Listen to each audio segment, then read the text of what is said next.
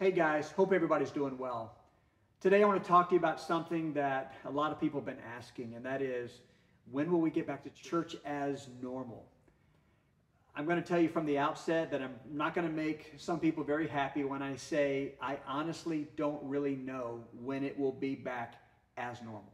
But what I do want to do is help you to understand and see some of the areas that we've been working on, some of the areas that we've been planning so that we can get back to that place again.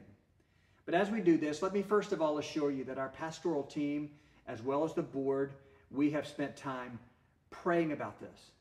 We've spent time planning it and discussing it and listening to other churches and some of the failures that they've had trying to start and some of the successes they've had in trying to start, and trying to think, how can we relaunch in the wisest way possible?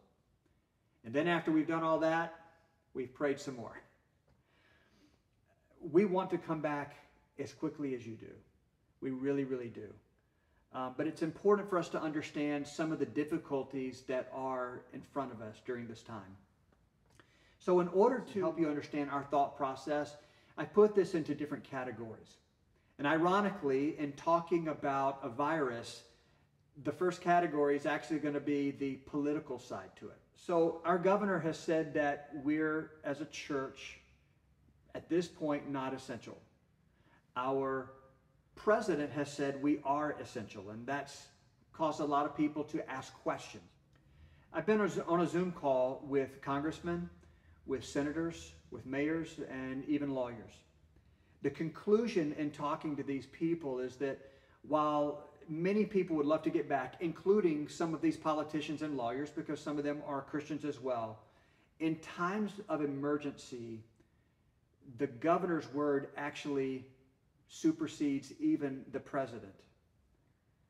There's not only a political side, there's a legal side to it. Some would say that the Constitution gives us the freedom of religion, and therefore we can do what we feel that we need to do, and that our governor's current words are unconstitutional. Now, I'm not an authority, I'm not a constitutional scholar, so I'll go ahead and tell you that from the beginning.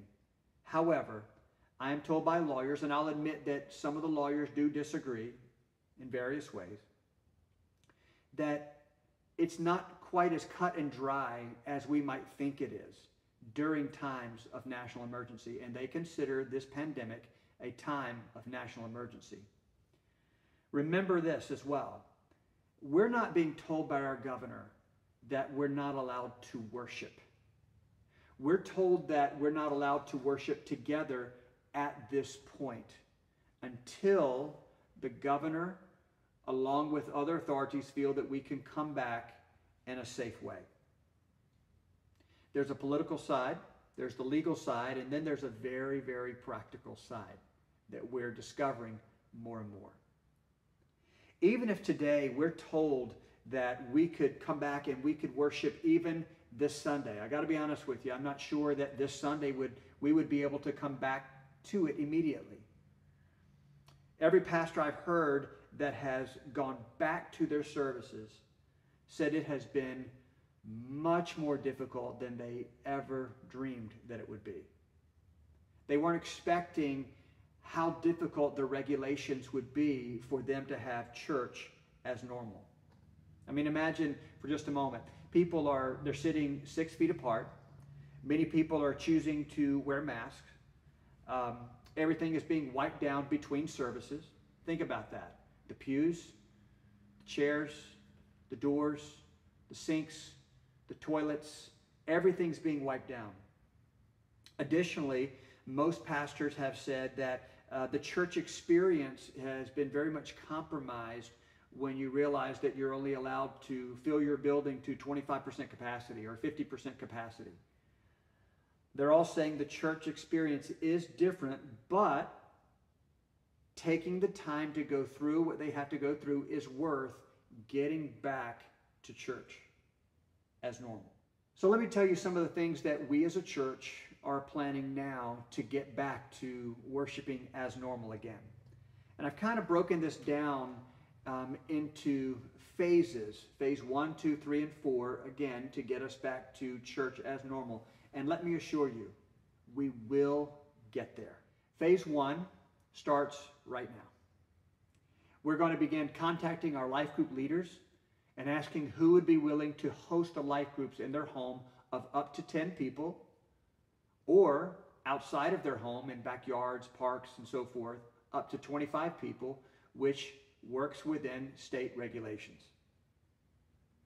Additionally, we're going to ask people to watch the sermons together, take time and pray together, discuss the sermons together.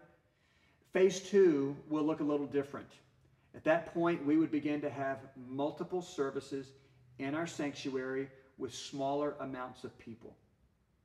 We don't know when that day will be, but we are hoping right now that it would be around mid to late June.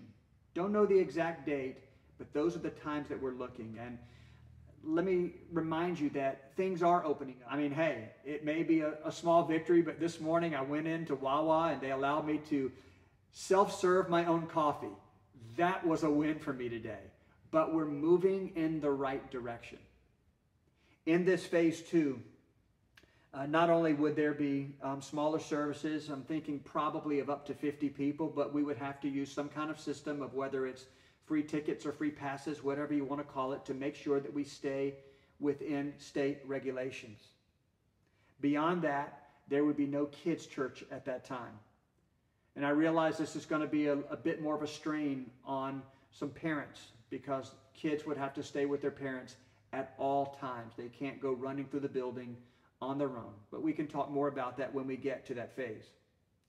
Phase 3 would be a lot like phase 2, except that the amounts of people that would be in each service would be lifted, maybe from 50 to 75 or 50 to 100.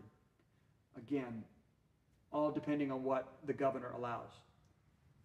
Phase 4 would be a lot like phase 3, except at that time, we hope that we would be able to include kids back in kids' church again. Now, let me just give you some additional thoughts about this that I want to make sure that you're understanding as we think through how to work through all of this. One of the things I love about Calvary Hill Church is the incredible volunteer base that we have. I love watching how many people come here on a Sunday and just serve. They just give of themselves. It's incredible. And I got to tell you, as a pastor, I have to fight pride. I really do, because I'm so proud of the people at Calvary Hill Church. But I will tell you, as we begin to think through going into phase 1 and then ultimately phase 2, we're going to need as many people as possible to get involved. We're going to need people operating in normal ministry as possible, but others with some unique ministry that's going to look a little bit different. There are going to be other ministry where people would just say, hey, I'm willing to wipe things down. One of the things that really excited me and challenged me was some of our own board members said, hey, I don't want to just be someone making decisions. I want you to know when the time comes and we get to that phase 2 and prayerfully in mid-June to late June, I'm willing to be one of those guys wiping down door handles and wiping down pews in the process. I want to be a part of the solution. Now, I want to remind you again that we are anticipating church as normal just as much as you are. This pastor's heart is constantly thinking about being with all of you again. I mentioned a minute ago that we have an incredible base of volunteers. One of the things that can happen when we are constantly involved in ministry is that we can become very busy. And while we definitely want to be involved in ministry and doing these things, there are times that the busyness can be bigger than the ministry. You know, Psalm 23, verse 2 says this. He, get this, ready? Makes me lie down in green pastures. He leads me beside still waters. I hope you heard that, because there are times in our lives that God says, I'm going to make you lie down in green pastures. And because we're loving what's happening in ministry and we love what's happening, we're saying, let's go, let's keep going. And God says, wait a minute. Sometimes I'm going to make you lie down in green pastures. It's very easy to become restless. In other words, again, without rest. It's not God's will that we continue in ministry and that we fulfill ministry with a restless heart. He wants us to come out on the other side of ministry with a rested soul. Matter of fact, he goes on in Psalm chapter 23, verse 3, and he says, he refreshes my soul. Notice that. He doesn't fresh our soul, he refreshes. That means we're fresh, we get tired, and he makes us fresh again. And maybe this is one of those moments where God says, hey, I'm going to have you win South Jersey, but I want to refresh you, Calvary Hill. Listen, we talked about this all through this pandemic. Don't waste this time. Let God refresh our soul for ministry. Don't let a restless spirit overshadow a refreshed spirit. But that comes down to you. That comes down to me.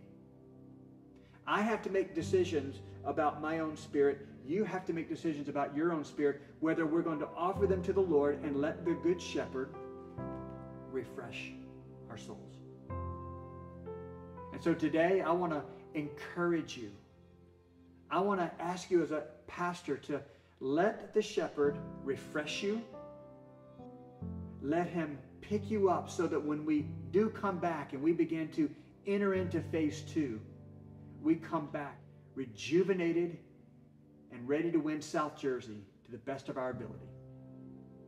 Thank you so much for taking the time to listen today. We genuinely love you and can't wait to worship with you again. God bless you.